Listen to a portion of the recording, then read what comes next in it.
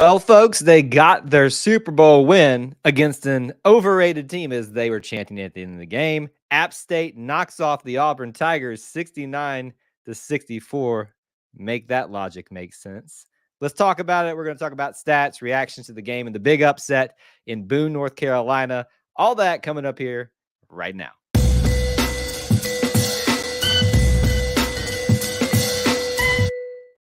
War Eagle Auburn family, War Eagle E2C Network family, thank you so much for joining us. Whether you're watching live, whether you're watching on the replay, whether you're watching here on YouTube, on Facebook, on Twitch, on all the other different platforms and spaces and times, however you got here, whenever you got here, thanks for being here and hanging out with us, being part of the best little family within the Auburn family. On this stream, we are doing a reaction show to Auburn men's basketball versus the Appalachian State Mountaineers, one of the best teams in the Sun Belt, I think is where they're at now.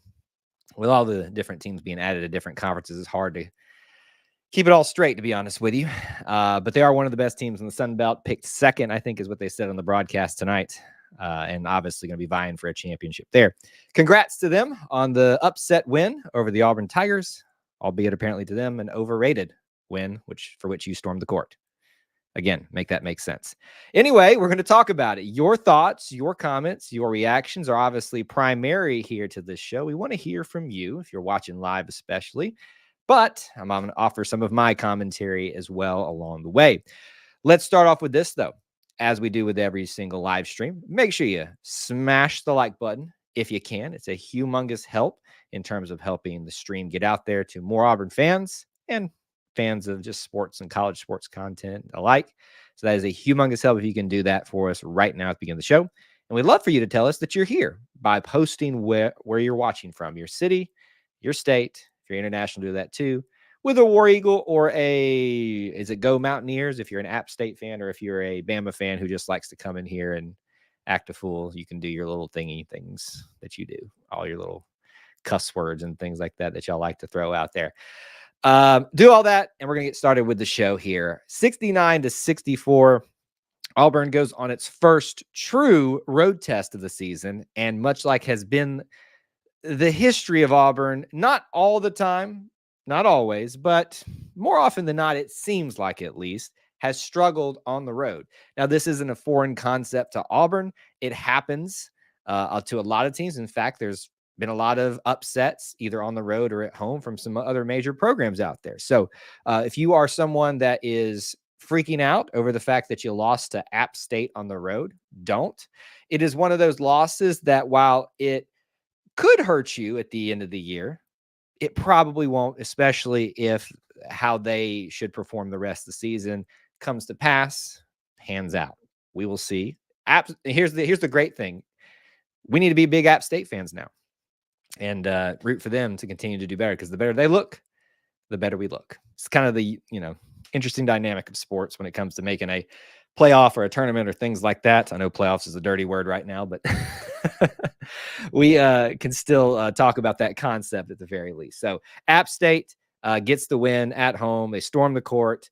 It's their Super Bowl. Folks, we talked about this on the previous, it was either our last live stream, the ACC SEC Challenge versus Virginia Tech, or it may have been our Wednesday night show. I can't remember which came first at this point. It's been a long couple months for me. But we talked about that this was their Super Bowl, that they had this marked on their calendar. It's very few times that they get the opportunity to have a Power 5 program come into there. Not just a Power 5 program, but a program like Auburn that has been pretty much a blue blood for the last several years under Bruce Pearl. When Auburn comes to town, people want to knock them off.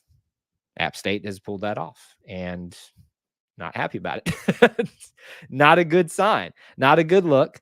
And especially you wonder if one or two things goes a different way. Is there a little bit better shooting? Is there maybe a little bit of home cooking? Is there some inexplicable rolling out of the basket and rolling in of the basket of an App State team? Reportedly, they're not a great shooting team. If we look at how they shot tonight, 43% from the field is not bad. Their best attribute tonight, 47 from the 3-point arc.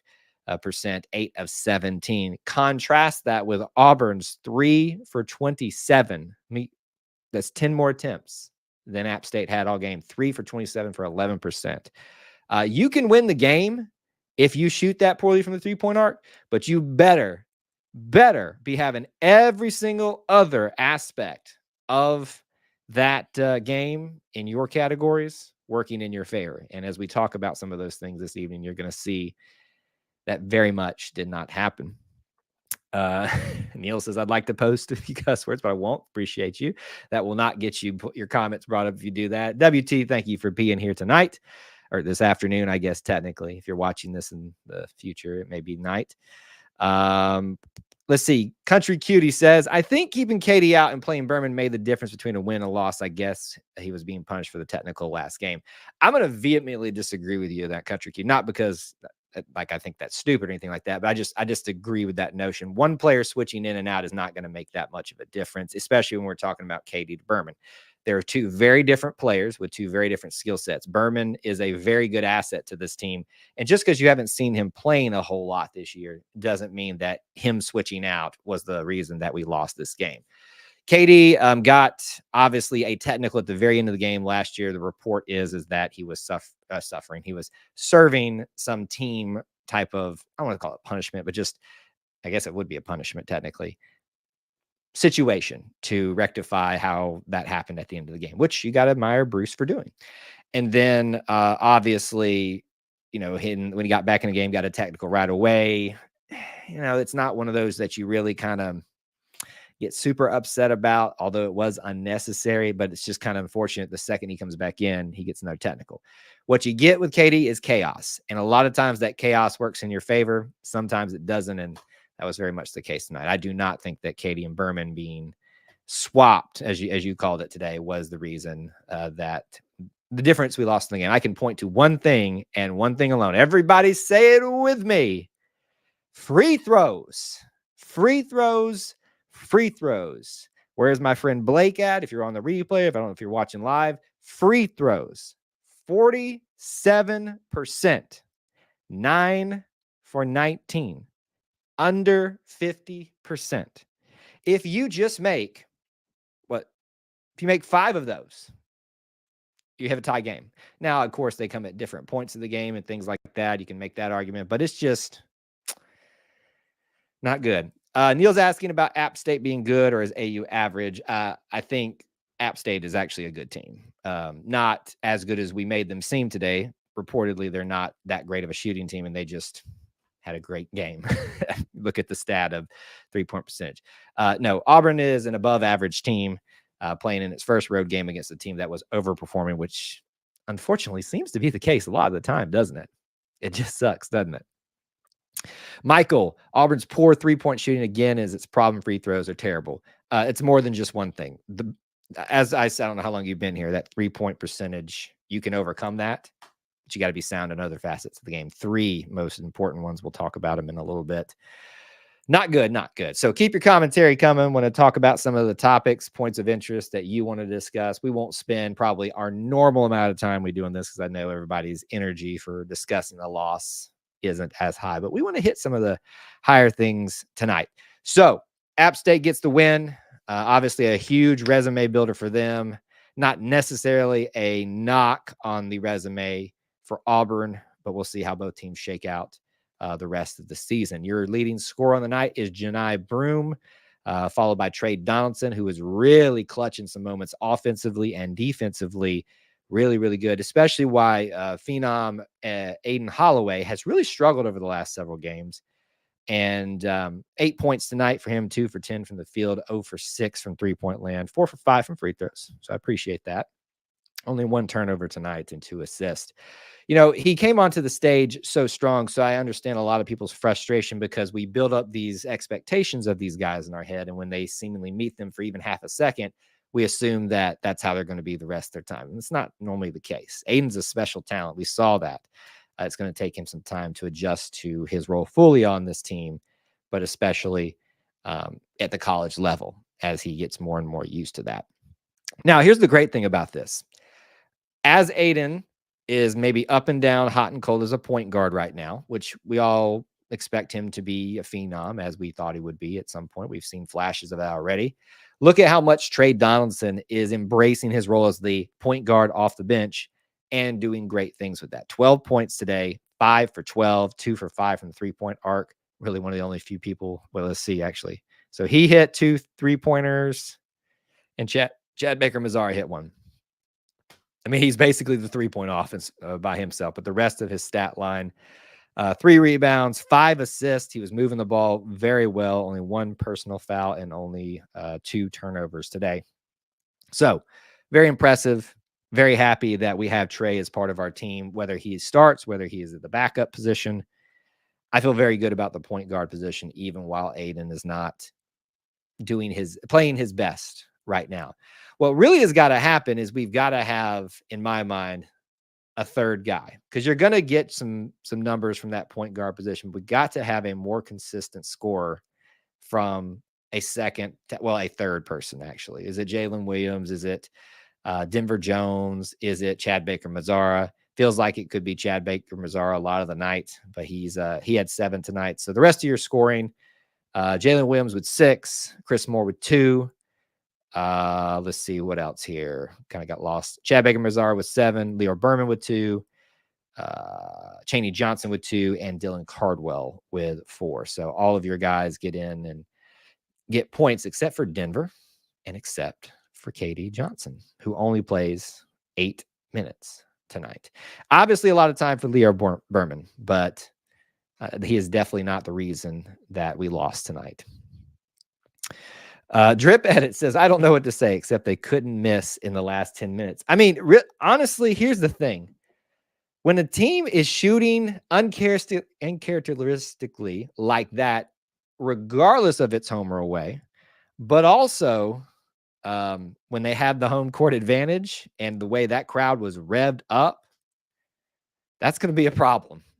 Don't care how great a team you are, especially at home, shooting uncharacteristically well, which I'm having trouble saying, uncharacteristically. There we go.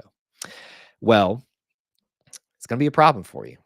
I mean, just an odd bit of circumstances tonight. A little bit of felt like home cooking in terms of calls tonight. We're not calling that an excuse. It's just a matter of fact. You can't look at that objectively and say, they might have gotten a little bit of extra there in some very key and crucial moments.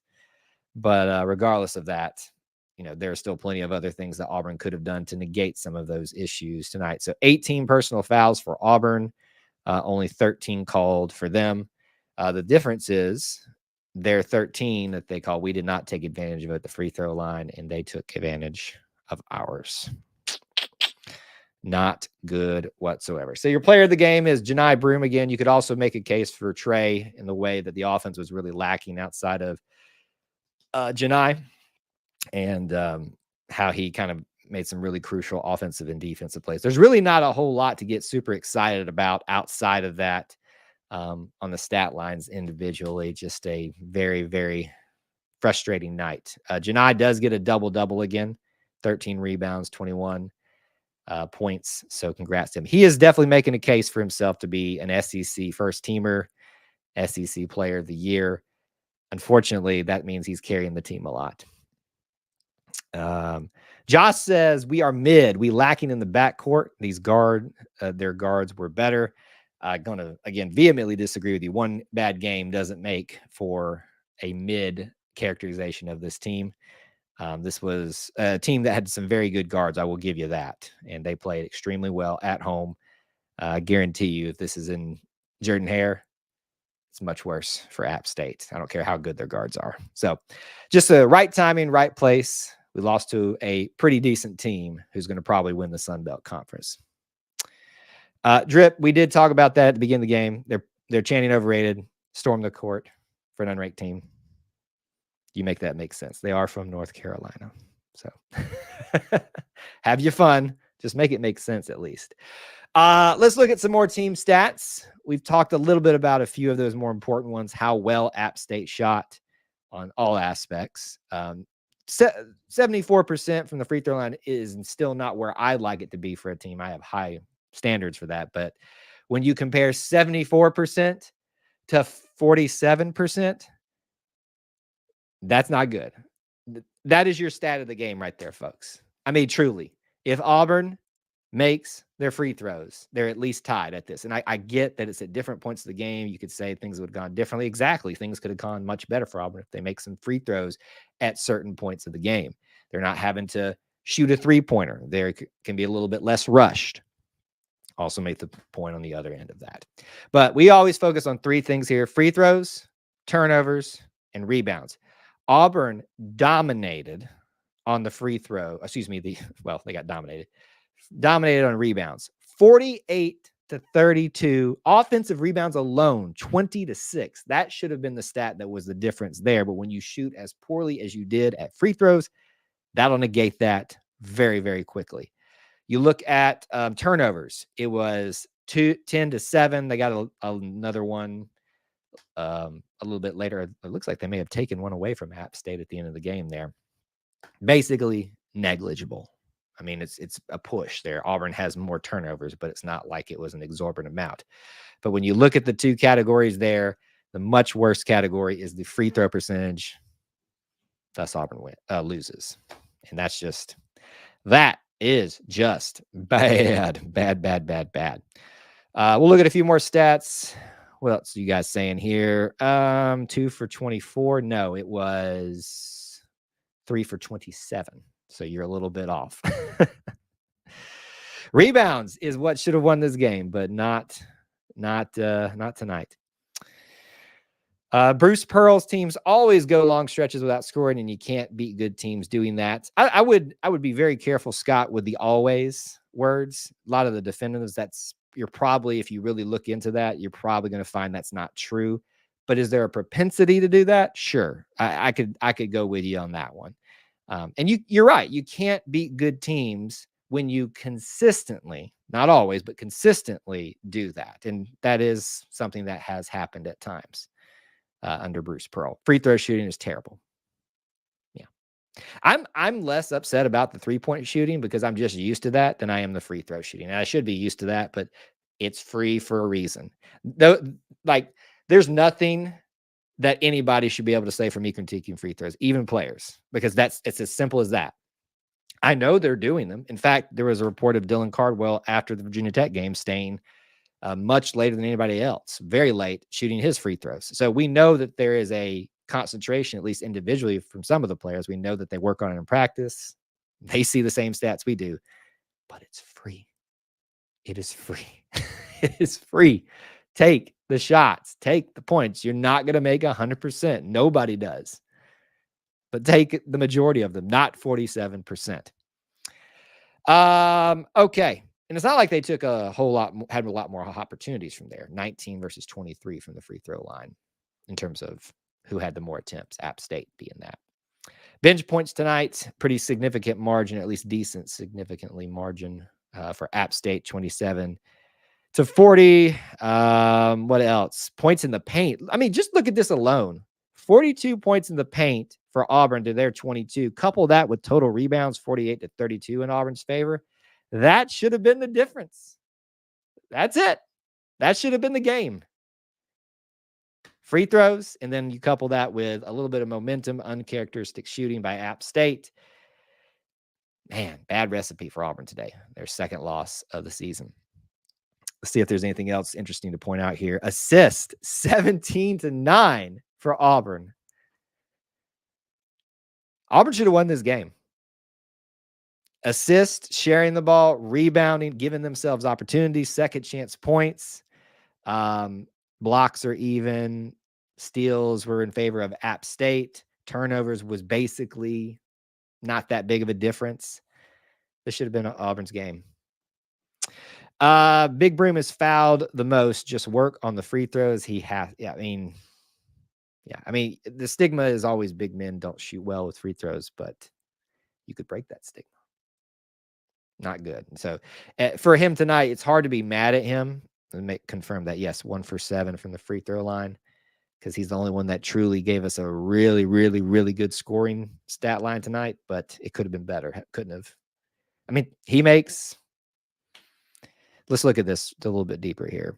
Yeah, he makes 4 more of those, and we're within 1 point. Who else missed theirs? Chaney Johnson, another big man, missed 2. He makes one of those. That's your tie game right there. Again, at different points in the game. Jalen Williams missed his. I was about to type out my favorite phrase, Jalen Williams doing Jalen Williams things when he made that shot for the potential 3-point play and missed his free throws, and I took it away because that is not Jalen Williams things. I have high expectations for that boy because he is an outstanding individual, an outstanding player, and I was sad when he missed that tonight. So no matter how you slice this, no matter how you look at it, Auburn should have won this game. They even fouled out one of their best players, one of their starters, and just a little bit better offensive performance, especially from the free throw line. And we're talking about a very close win. I think even if Auburn played their best, App State would have taken this thing very close down to the wire. They do appear to be a very, very good team. They're predicted to be second in the Sun Belt, I believe.